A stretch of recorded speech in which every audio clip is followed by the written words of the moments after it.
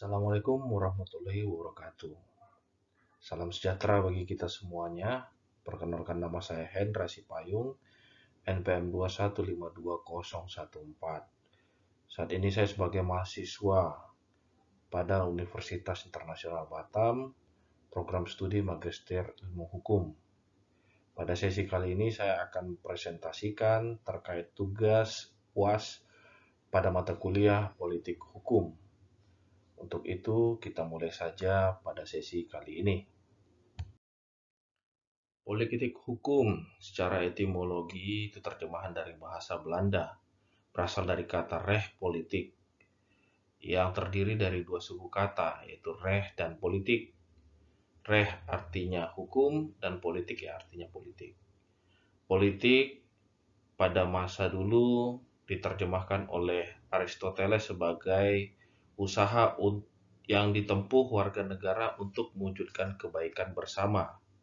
Seiring berjalannya waktu, politik mengalami perkembangan dan bermakna hingga saat ini seni dan ilmu untuk meraih kekuasaan secara konstitusional maupun non-konstitusional.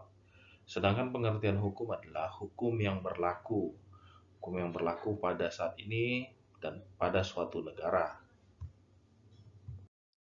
Berikut ini ada beberapa pengertian dari politik hukum menurut beberapa ahli. Kita akan mulai dari yang pertama, L.J. van Apeldoorn, yaitu politik hukum bermakna menetapkan tujuan dan isi peraturan perundang-undangan. Yang kedua, menurut Tengku Muhammad Radi, politik hukum itu ya pernyataan kehendak penguasa negara mengenai hukum yang berlaku di wilayah suatu negara dan mengenai arah kemana hukum hendak dikembangkan. Yang ketiga, menurut Abdul Hakim Garuda Nusantara, politik hukum yaitu politik pembangunan hukum yang hendak diterapkan atau dilaksanakan oleh suatu pemerintah negara tertentu.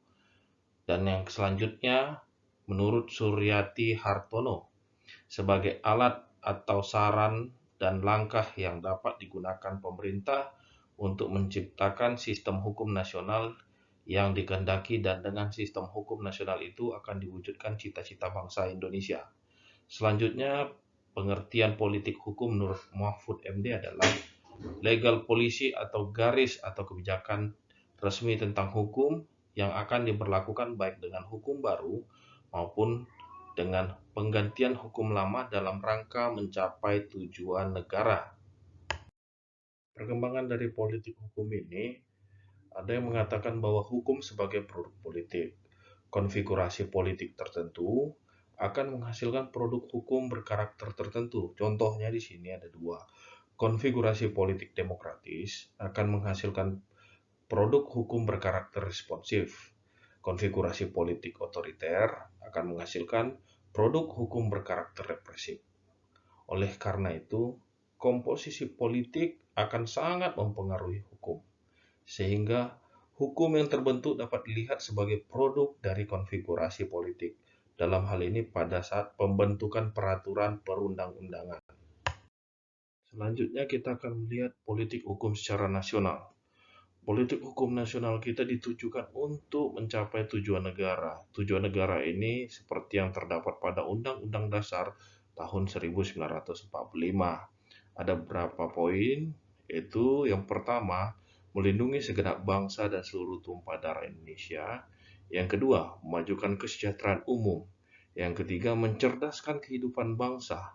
Keempat, mewujudkan masyarakat yang adil dan makmur. Yang kelima, melaksanakan ketertiban dunia berdasarkan kemerdekaan, perdamaian abadi, dan keadilan sosial. Pada sesi kali ini saya akan coba memaparkan politik hukum terkait dengan Undang-Undang Nomor 6 Tahun 2011 tentang keimigrasian. Di awal kita akan bahas tujuan. Tujuan terbentuknya Undang-Undang Nomor 6 Tahun 2011 tentang keimigrasian, yaitu keimigrasian merupakan bagian dari perwujudan pelaksanaan penegakan kedaulatan atas wilayah Indonesia dalam rangka menjaga ketertiban kehidupan berbangsa dan bernegara menuju masyarakat yang adil dan makmur berdasarkan Pancasila dan Undang-Undang Dasar Negara Republik Indonesia tahun 1945. Selanjutnya yaitu Perkembangan global dewasa ini mendorong meningkatnya mobilitas penduduk dunia yang menimbulkan berbagai dampak, baik yang menguntungkan maupun yang merugikan kepentingan dan kehidupan bangsa dan negara Republik Indonesia, sehingga diperlukan peraturan perundang-undangan yang menjamin kepastian hukum yang sejalan dengan penghormatan, perlindungan, dan pemajuan hak asasi manusia. Selanjutnya, tujuan dari terbentuknya Undang-Undang Nomor 6 Tahun 2011 yaitu sebagai pembaharuan terhadap Undang-Undang Nomor 9 Tahun 1992 tentang keimigrasian. Lembaga pembentuk Undang-Undang Nomor 6 Tahun 2011 itu dari legislatif yaitu DPR RI dan dari eksekutif yaitu pemerintah melalui Menteri Hukum dan HAM, dalam hal ini Direktorat Jenderal Imigrasi. Selanjutnya kita akan melihat materi muatan dari Undang-Undang Nomor 6 Tahun 2011. Terdiri dari 15 bab dan 145 pasal. Bab 1 mengenai ketentuan umum terdiri dari 2 pasal, pasal 1 sampai pasal 2. Bab 2 mengenai pelaksanaan fungsi keimigrasian terdiri dari 5 pasal, pasal 3 sampai pasal 7. Bab 3 mengenai masuk dan keluar wilayah Indonesia terdiri dari 16 pasal, dari pasal 8 sampai pasal 23. Bab 4 mengenai dokumen perjalanan Republik Indonesia terdiri dari 10 pasal, pasal 24 sampai pasal 33. Bab 5 mengenai visa, tanda masuk dan izin tinggal terdiri dari 30 pasal, pasal 34 sampai pasal 65. Bab 6 mengenai pengawasan keimigrasian terdiri dari 9 pasal, pasal 66 sampai pasal 74. Bab 7 tindakan administrasi keimigrasian terdiri dari 6 pasal, pasal 75 sampai pasal 80.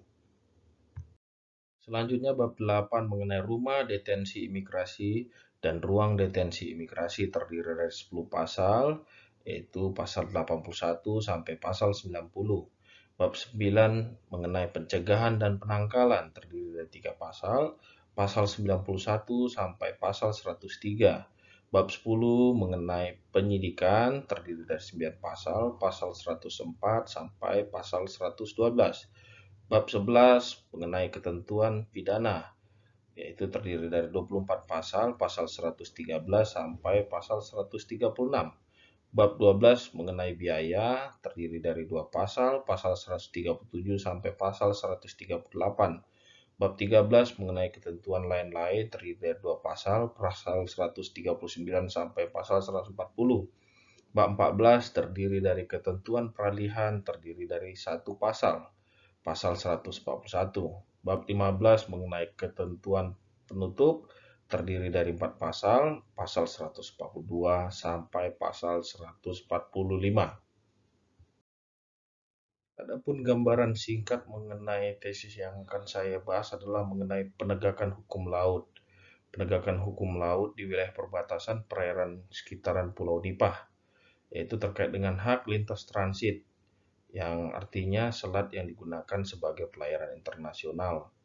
Ini wilayah di Pulau Nipah, perairan Pulau Nipah, sering ditemukan kapal-kapal yang berhenti secara ilegal, tidak mematuhi hukum laut internasional.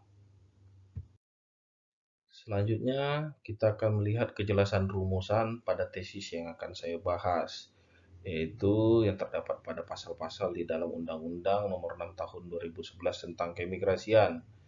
Yang pertama ada pasal 1 ayat 1 yang berbunyi, keimigrasian adalah hal ikhwal lalu lintas orang yang masuk atau keluar wilayah Indonesia serta pengawasannya dalam rangka menjaga tegaknya kedaulatan negara. Di sini ya, membahas tentang pengertian keimigrasian.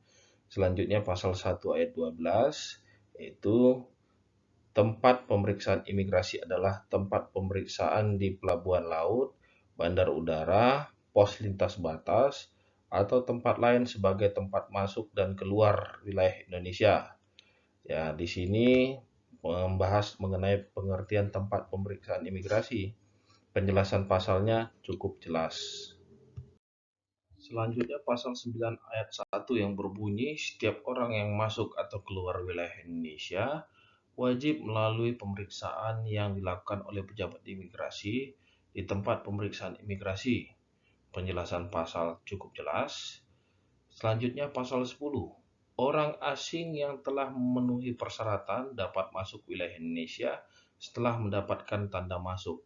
Penjelasan pasal cukup jelas.